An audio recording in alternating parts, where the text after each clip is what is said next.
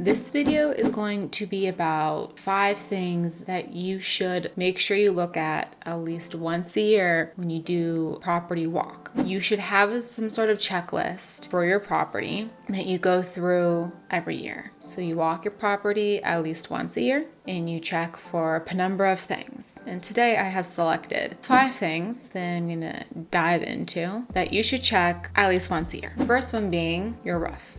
So it's been raining in Los Angeles a lot. Feels like historical rains. No one in Los Angeles knows how to deal with it. And in fact, no one in Los Angeles knows how to drive in it. But it's raining, which always brings an onset of tenant complaints about leaks. So every year, which now is kind of a time that you'll be able to document which parts of the building are leaking, and you can keep notes of that because you might not have to replace an entire roof, but you'll know which spots to keep track of and which ones need repair. But you want to check once a year on your roof. You want to do some sort of visual inspection to see if it looks like anything's peeling, if anything's warping, if anything looks really worn out. You might want to even send a roofer out to look at the roof and let give you some sort of assessment. Hey, I think it's okay. I think give a few more years, or hey, I think you probably should patch this, or maybe you need to replace it. So if you can, you want to see if you can go through some sort of public records or your own records and see when the last time your property was roofed or re-roofed. And usually 25, 30 years out, you're gonna want to re-roof it. It's good to keep tabs on the roof. In conjunction with the roof, I'm gonna combine them as one,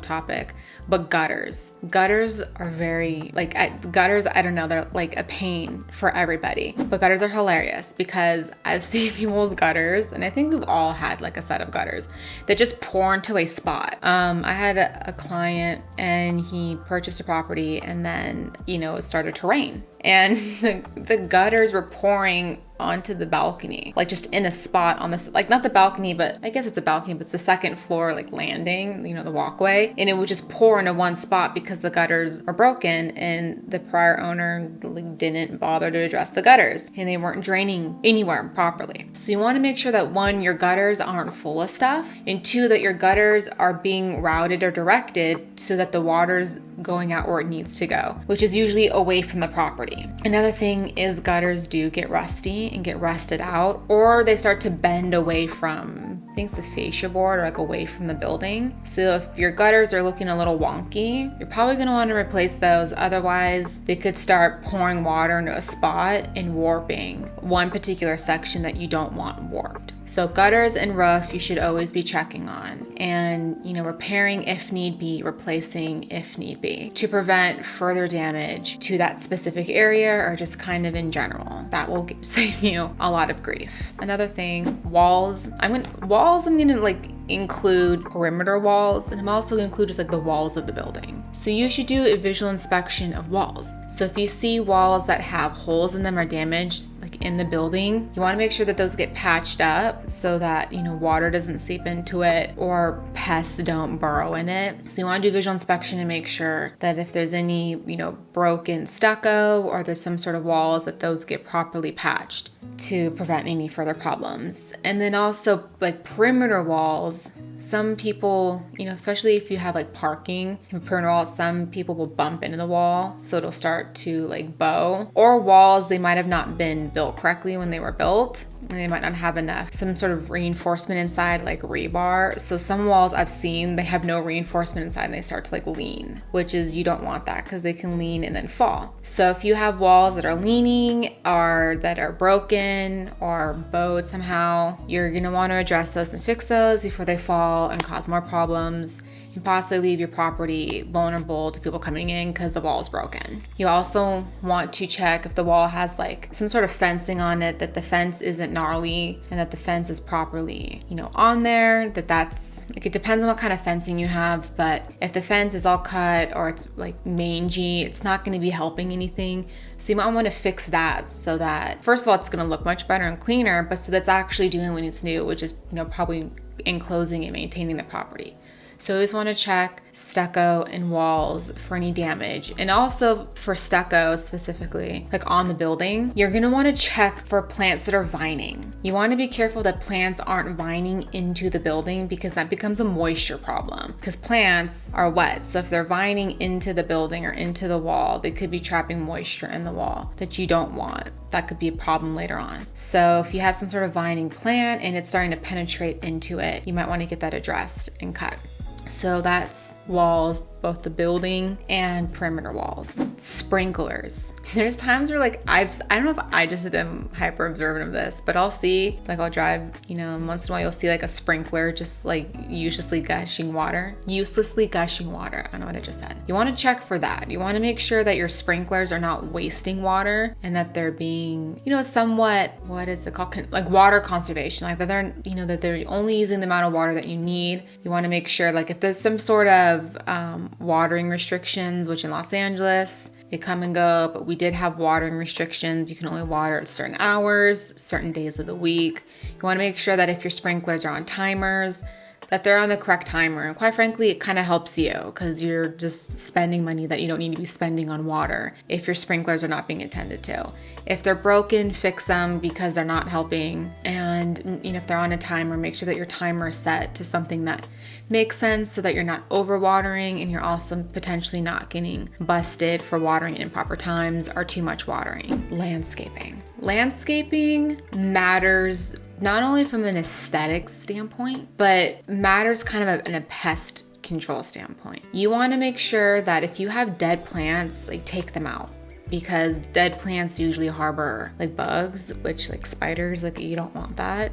So if you have dead plants, have your landscaper take them out, or you take them out. They're also just unsightly when they're dead.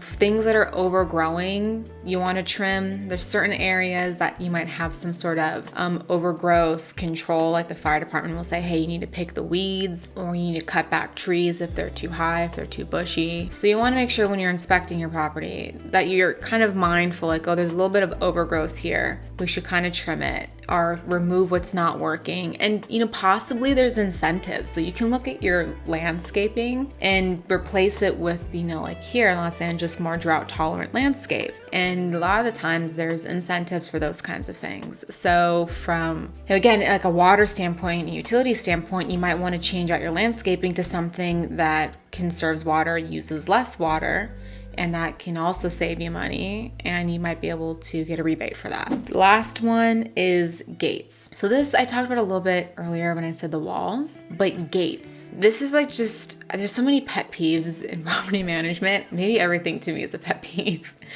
but it's so hard to get gates to work. Sometimes people mess with gates, sometimes tenants do it, and then sometimes just people off the street do it. But they'll mess with gates so that the gate stays open, almost permanently, or comes off the track. That's annoying, but you want to check your gates at least once a year. You might want to do that more periodically, but at least once a year, check the gates. And not just if you have a parking gate, but if you have any entry gates, you want to make sure that those are actually working. Some people over time will prop open the gate. I've seen buildings where the tenants will just prop it open, and it's more easy for them to get in and out. It's easier for their guests to get in and out.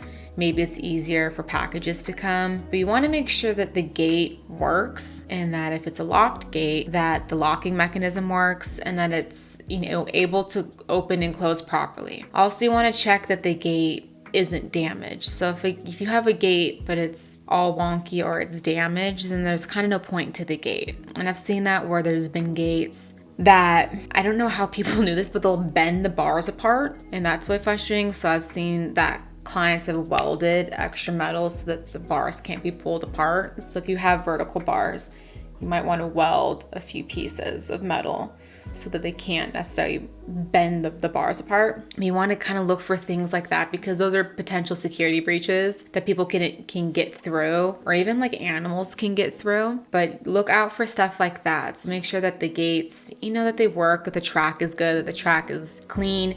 Make sure that the gate operates, that it opens and closes, that things aren't obstructing the sensors. Make sure if there's locks on the gates, that those locks properly work. Make sure that the gate does open and close correctly, that there's no problems with it. So sometimes tenants will prop the gate open because it sticks, so they can't open it. So check for stuff like that. And if you have some sort of like chain link fence, you might want to check that it's not cut. If it is cut, you might want to replace it, or think about maybe installing a different kind of gate so that it acts as a better security measure. Those are 5 main things that you should check at least once a year, because it makes tenants feel better if, their place, their apartment building looks nice, if they feel secure, if they feel like things are working. But you as a landlord, it helps out. For 1, you want your place to look nice. For 2, you want to be able to possibly conserve water, not waste it. And 3, you do want your property to be somewhat secured so that people don't just come into it. God knows what people do.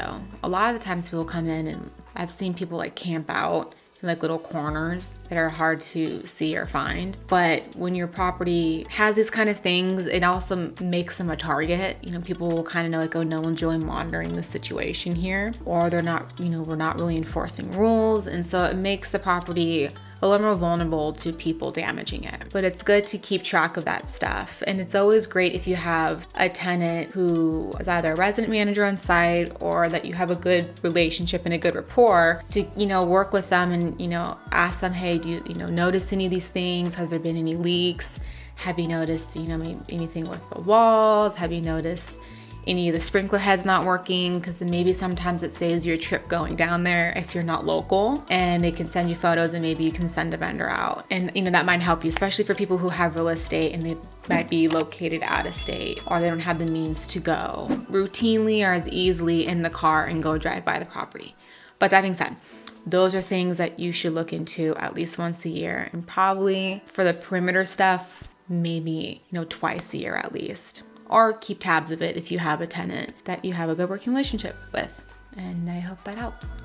Thanks.